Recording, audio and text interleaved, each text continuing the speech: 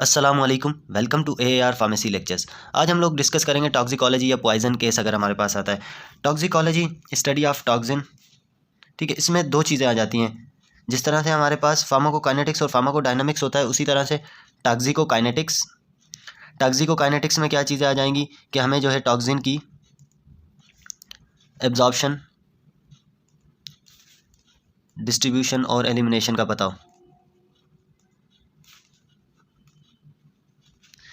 इससे हमें क्या फ़ायदा होगा कि हमें पता चल जाएगा हम जो है टॉक्सिन को किस तरह से बॉडी से रिमूव कर सकते हैं, कहाँ पे वो क्या जाके कर रहा है इफ़ेक्ट। तो जाके एब्जॉर्प्शन से लेके हमें सब चीज़ों का पता होगा तो हम उसको जो है इजीली निकाल सकते हैं। फॉर एग्जांपल हमारे पास एंटी डिप्रेसेंट्स आ जाते हैं, ठीक है। एंटी डिप्रेसेंट की अगर टॉक्सिसिटी के साथ पेशेंट आए तो उसमें हम जो है हीमोडायलिसिस की तरफ नहीं जा सकते, क्योंकि एंटी डिप्रेसेंट की जो है वॉल्यूम ऑफ डिस्ट्रीब्यूशन लार्ज है। जब वॉल्यूम ऑफ डिस्ट्रीब्यूशन लार्ज है तो मतलब कि ये जो है बॉडी से इजीली रिमूव ही नहीं होगा अगर हम इसकी हीमोडायलिसिस करा भी दें। तो इस तरह से हमें जो है पता चल जाता है कि किन ड्रग्स की हमें हीमोडायलिसिस करानी है, कौन सी ऐसी ड्रग्स हैं जिनको हम जो है चारकोल के थ्रू रिमूव कर सकते हैं या किसी और चीज़ के थ्रू रिमूव कर सकते हैं, ठीक है। सेकंड हमारे पास आ जाता है टॉक्सिकोडायनामिक्स।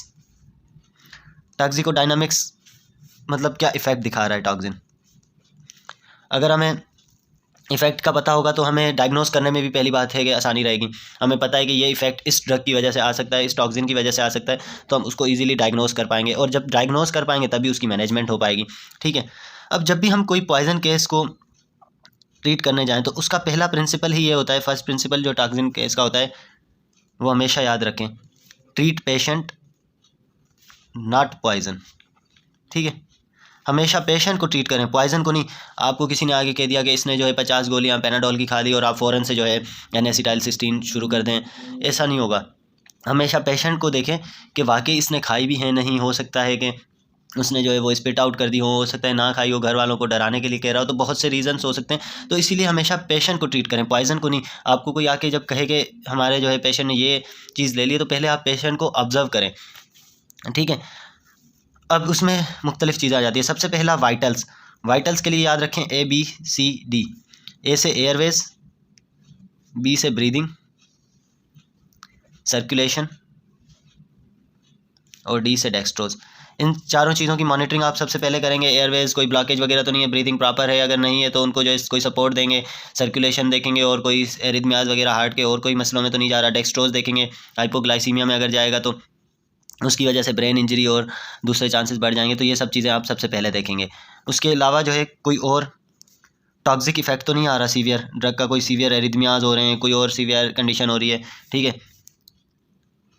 तो उसको आप देखेंगे। जो भी सीवियर हमारे पास से जो है टॉक्सिक इफेक्ट आ रहा हो, जो लाइफ थ्रेटनिंग हो, उसको ऑब्जर्व करेंगे और उसको जो है वहाँ से हटाने की कोशिश करेंगे, उसके अगेंस्ट ट्रीटमेंट देंगे, ठीक है। इसके अलावा इलेक्ट्रोलाइट्स की कोई डिस्टर्बेंस तो नहीं है, ये सब चीज़ें देखेंगे। अगर कोई पेशेंट हमारे पास आ रहा है जिसका जो है ना मेंटल स्टेटस अल्टर्ड है,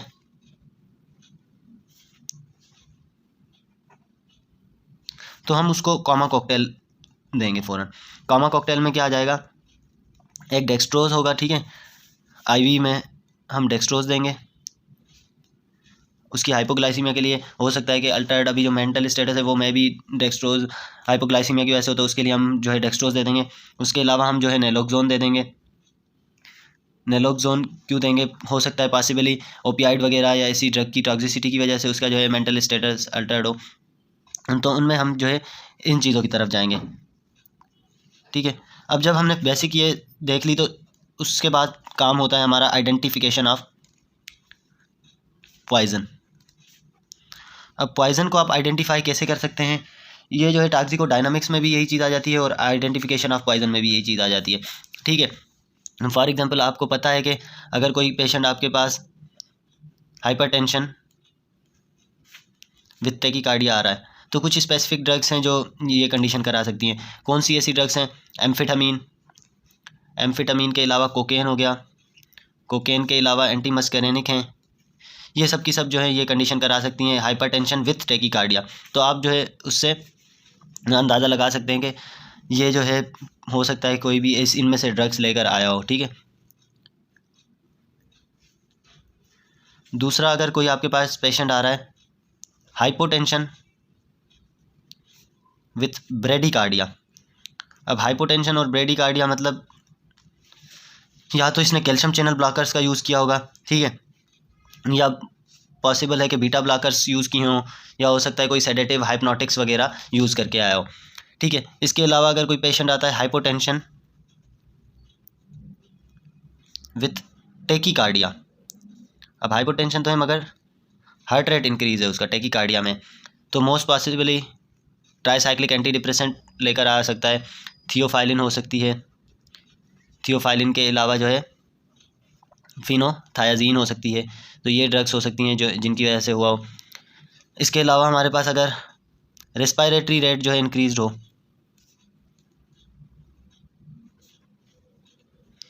तो हो सकता है वो कार्बन मोनोऑक्साइड की पॉइजनिंग के साथ आया हो। उसके अलावा सैलिसाइलेट्स हो सकते हैं, ठीक है।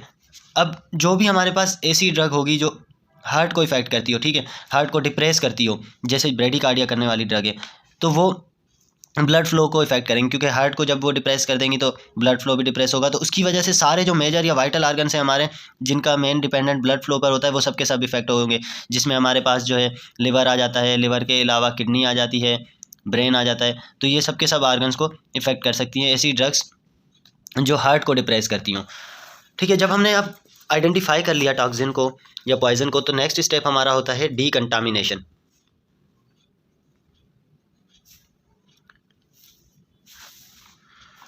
ठीक है। डीकंटामिनेशन के लिए हमारे पास अगर कोई आइस पे एक्सपोजर हुआ है तो उसके लिए हम जो है आइस की फ्लशिंग कर देंगे विद सलाइन या टैप वाटर।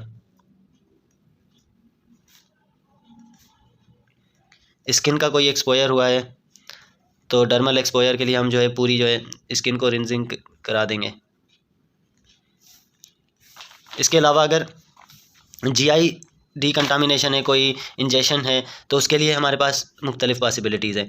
या तो हम गैस्ट्रिक लेवाज करा सकते हैं, गैस्ट्रिक लेवाज के लिए मगर टाइम होता है कि विदिन 1 to 2 आवर्स अगर हमारे पास आ जाए, और उसमें भी हमें देखना होता है। फिर दूसरा एक्टिवेटेड चारकोल वाला हमारे पास ऑप्शन है, मगर एक्टिवेटेड चारकोल जो है वो सब ड्रग्स को एब्जॉर्ब नहीं कर सकता, majority of the drugs absorb करता है, मगर ये जैसे लेड हो गया, उसके अलावा हैवी मेटल्स जितनी भी हैं, अल्कोहल है, लिथियम वगैरह है, इनको जो है एक्टिवेटेड चारकोल एब्जॉर्ब नहीं कर पाता अच्छे से। तो कुछ को तो बिल्कुल एब्जॉर्ब नहीं कर पाता, और कुछ को जो है बहुत ही जो है कम मार्जिन में एब्जॉर्ब कर पाता है, तो इसीलिए हम जो है हर कंडीशन में एक्टिवेटेड चारकोल तो यूज़ नहीं कर सकते। इसके अलावा जो है होल बावेल इरिगेशन करा सकते हैं कुछ स्पेसिफिक ड्रग्स के लिए, और उसके लिए हम यूज़ करते हैं पॉलीइथाइलिन ग्लाइकोल। फिर जब हमारे पास ये स्टेप हो गया, इसके अलावा डीकंटामिनेशन के अलावा हम क्या कर सकते हैं, एलिमिनेशन को इन्हांस कर सकते हैं। एक तो हमने ड्रग निकाल दी डीकंटामिनेशन के थ्रू, जीआई उसका गैस्ट्रिक लेवाज करा दिया, चारकोल वगैरह या जो भी चीज़ दे दी, जिससे हमने जो है ड्रग को ज़्यादा से ज़्यादा बॉडी से रिमूव कर लिया। उसके अलावा जो एलिमिनेशन है उसको इन्हांस कर सकते हैं। एलिमिनेशन इन्हांसमेंट के लिए या तो हीमोडायलिसिस करा सकते हैं। हीमोडायलिसिस में अब हीमोडायलिसिस किन ड्रग्स की करा सकते हैं, जिनकी जो है प्रोटीन बाइंडिंग कम हो, वॉल्यूम ऑफ डिस्ट्रीब्यूशन कम हो। जैसे ऑलरेडी मैंने कहा था कि एंटी डिप्रेसेंट जो है उनकी वॉल्यूम ऑफ डिस्ट्रीब्यूशन ज़्यादा है, तो हम जो है उनको नहीं करा पाते हीमोडायलिसिस। लो प्रोटीन बाइंडिंग के अलावा, तो बीइंग अ फार्मासिस्ट हमें पता हो कि इसके जो है वॉल्यूम ऑफ डिस्ट्रीब्यूशन इस ड्रग की कितनी है, इसकी प्रोटीन बाइंडिंग कैसी है, तो उससे भी हमें जो है अंदाज़ा हो सकता है कि हम क्या कर सकते हैं इस पेशेंट के जो है पॉइजनिंग केस की ट्रीटमेंट के लिए। लो प्रोटीन बाइंडिंग के अलावा जो है हमारे पास आ जाता है वॉल्यूम ऑफ डिस्ट्रीब्यूशन कम हो, ठीक है। उसके अलावा मॉलिक्यूलर वेट भी छोटा होना चाहिए,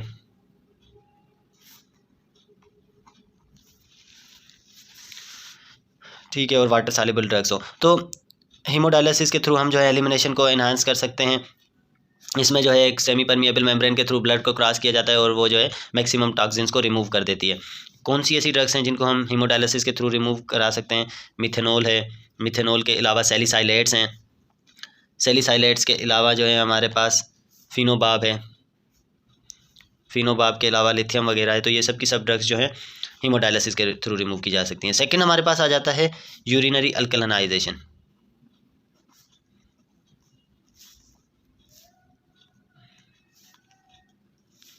इसमें क्या किया जाएगा कि यूरिन का पीएच जो है वो इंक्रीज़ किया जाएगा। किसकी मदद से? आईवी सोडियम बाइकार्ब वगैरह देंगे, ठीक है। सोडियम बाइकार्ब की मदद से यूरिन का पीएच इंक्रीज़ किया जाएगा ताकि जो है ड्रग आयनाइज फॉर्म में ज़्यादा से ज़्यादा कन्वर्ट हो। जब ड्रग आयनाइज फॉर्म में आ जाएगी तो उसकी जो है रीएब्जॉर्प्शन कम होगी या ख़त्म हो जाएगी, बिल्कुल, ठीक है। जब आयनाइज फॉर्म में आ जाएगी ड्रग, वो तो रीएब्जॉर्ब होगी नहीं, तो बाकी जो थोड़ी बहुत अनआयनाइज रहेगी वही ड्रग जो है रीएब्जॉर्ब हो रही होगी, ठीक है। और कौन सी ऐसी ड्रग्स हैं जिनकी यूरिनरी अल्कलाइजेशन कराई जाती है? हमारे पास एग्जांपल है सैलिसाइलेट्स, एसिडिक ड्रग है, और उसके अलावा फिनोबाब। टारगेट पीएच जो होता है इसमें यूरिन का वो 7.5 से 8 तक होता है, जबकि सीरम जो पीएच होता है ना वो 7.5 से अबव नहीं जाना चाहिए, तो मैक्सिमम 7.5 तक होना चाहिए। थर्ड हमारे पास ऑप्शन आ जाता है multiple dose activated charcoal. Multiple dose activated charcoal में क्या होगा, ये जो है ना ड्रग की एलिमिनेशन को इन्हांस करती है, कंसंट्रेशन डिपेंडेंट जो मूवमेंट है उसके थ्रू ग्रेडियंट क्रिएट करती है एक, ठीक है। जीआई की दोनों तरफ एक जो है हमारे पास मेम्ब्रेन की एक साइड ये जो है ग्रेडियंट क्रिएट कर देगी, तो उसकी वजह से ड्रग मूवमेंट शुरू हो जाएगी from the region of higher concentration to the region of lower concentration, ठीक है। इसमें क्या होगा कि ऑलरेडी जो हमारे पास एब्जॉर्ब हो चुका था ऑलरेडी हमारे पास टॉक्सिन्स, उसको ये वापस जीआई ल्यूमेन के अंदर ले आएगी। जब वहाँ पे आ जाएगी तो फिर उसको ये एब्जॉर्ब कर लेती, ठीक है। तो सबसे पहला काम इसका क्या होता है कि ये क्रिएट करती है gradient across the lumen of gut. तो ग्रेडियंट क्रिएट करने के बाद मेडिसिन्स जितनी भी या टॉक्सिन्स जो होंगे, मेडिकेशंस जो ऑलरेडी हमारे पास एब्जॉर्ब हो चुके हैं, वो जो है हायर कंसंट्रेशन से लोअर की तरफ आना शुरू करेंगी, ठीक है। हायर से लोअर की तरफ तो आ गई, फिर उनको ये वापस भी नहीं जाने देती जीआई में। अगर वो वापस आ गई एब्जॉर्ब हुई ड्रग, तो उसको ये वापस नहीं जाने देगी। क्यों नहीं वापस जाने देगी? क्योंकि फिर चारकोल में एबिलिटी है कि वो ड्रग को एब्जॉर्ब कर लेती है। तो जैसे ही इसने जो है हायर कंसंट्रेशन से उसको लोअर की तरफ मूव करा दिया जीआई के अंदर, उसके बाद ये जो है उसको वहीं पे एब्जॉर्ब कर लेगी। एब्जॉर्ब करने के बाद फिर वापस नहीं जाने देगी। एग्जाम्पल हमारे पास जिनके लिए हम multiple dose activated charcoal use करते हैं, ऐसी ड्रग्स थियोफाइलिन के अलावा हमारे पास डिजॉक्सिन के अलावा कार्बामिज़ापीन के अलावा फिनोबाब के अलावा वेल्प्रोइक एसिड, ठीक है। ये सब की सब नैरो थेरापेटिक इंडेक्स वाली ड्रग हैं। इनको याद करने के लिए ये भी आसानी से याद किया जा सकता है। थियोफाइलिन, डिजॉक्सिन, कार्बामिज़ापीन, फिनोबाब, वेल्प्रोइक एसिड, सब की सब नैरो थेरापेटिक इंडेक्स ड्रग्स हैं। या दूसरा, इनको याद करने के लिए आप जो है ना कोई निमोनिक बना लें, CPTVD, crime petrol TV display, ठीक है। C से कार्बामिज़ापीन, P से फिनोबाब, T से जो है हमारे पास थियोफाइलिन, V से वेल्प्रोइक एसिड, D से डिजॉक्सिन। तो आप इजीली इसको याद कर सकते हैं। बहुत शुक्रिया वीडियो लेक्चर को देखने का। इंशाल्लाह नेक्स्ट वीडियो में हम फर्दर जो है टॉक्सिकोलॉजी को डिस्कस करेंगे।